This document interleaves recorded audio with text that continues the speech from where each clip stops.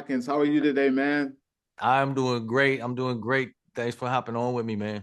No problem. I listen, we got to jump right in. We got to talk about the tone of this thing because it's completely different from the movie iterations that we've seen. So I want to talk about, the drops in messaging for like toxic masculinity, the family dynamic, the trauma. Why was that it's so important for you to include this side of the Alex Cross character going forth? It's really simple. It's real life, and I needed audiences to stay engaged. They have to invest in the characters, and if you have a single, you have a single male black lead detective, then there are certain things that are going to organically be baked into that. You know what I mean? This dude's incredibly ambitious and there's a drive and he loses himself in his work. So there's certain things that get baked into the byproduct of that, how that affects his family, how that affects how he processes his own emotions and his own grief. Then you have a friendship and black men and dealing with masculinity and how that's been defined and what they're comfortable with. I tell people I have a friend of my best friend I've known for 40 years, and we were in our 40s before we ever said I love you. Wow. These are all themes and tones that and real reflections of society that are important for building out a character, and they come natural in this venue, and it makes people invest. And so it was easy for me to bake them into the character. So really, now you have the question: do you want to?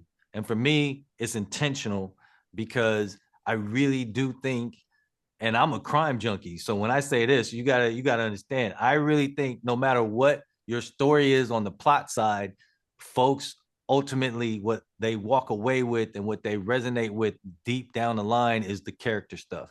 And so I intentionally bake that into these characters.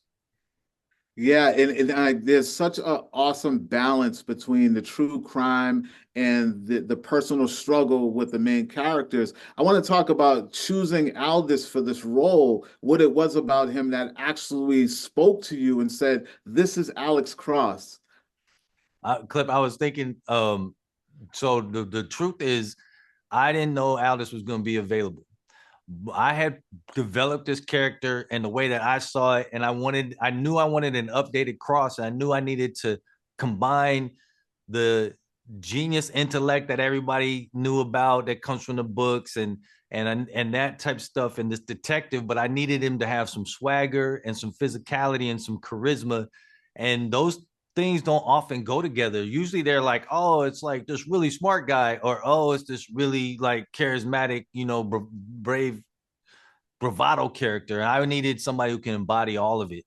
And so Yeah. then I'm like, hey, here's the blueprint. Aldis Hodge, because I know he's very intelligent. He's got an insatiable curiosity. I've watched him in venues, and I know he's just got this natural observant quality to him, and he looks like he's got something going on behind the eyes. So I tell these people he's the blueprint. Let's Mm. go, but I know he's not available. Let's go find somebody. And then I find out he might be available. And he's reading the script. And then all of a sudden he wants to meet. And he shows up to this meeting and he's thinking he wants to convince me that he's the right person for the part. And I'm thinking I want to convince him to take the part.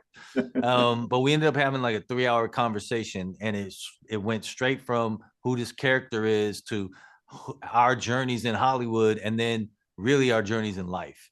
And it boiled down to this idea that he's everything I had expected of him, but also a key piece. I wanted to take this Alex Cross character on a journey in season one, and it Yeah. was going to be a tough journey that was going to have a lot of low points and a lot of hard things to have to deal with. And if I needed an actor who was not scared to take that journey, Yeah. and it just so happened that Aldis, and he said this, he said, I'm at a point in my life and in my career where that's what I'm looking for. Yeah. And I know we got to let you go. You're a busy guy. So I got one last question. You said that for season one, this is what you had planned. Do you have ideas for what you want to do going forth and possibly bringing in any known villains the second go around? So this is what I would tell you. You've already been introduced to a known villain. You just don't know it. And if you Okay. watch season one, And yes, we planted a lot of seeds in season 1 and some Easter eggs that will blossom in subsequent seasons. Now, we're fortunate enough to have already been greenlit for season 2, and we did production on that one. So we continue to build that platform. We will always do a new mystery. So each season will be our own original mystery. We'll never do a mystery from the book, but we will take some of those iconic villains and characters from the books and put them into our story.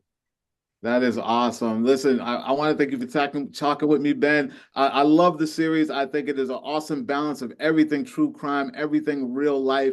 Everybody, make sure you're checking this out. November 14th, Prime Video Cross is coming. It's happening. Thank you, Klep, for your time.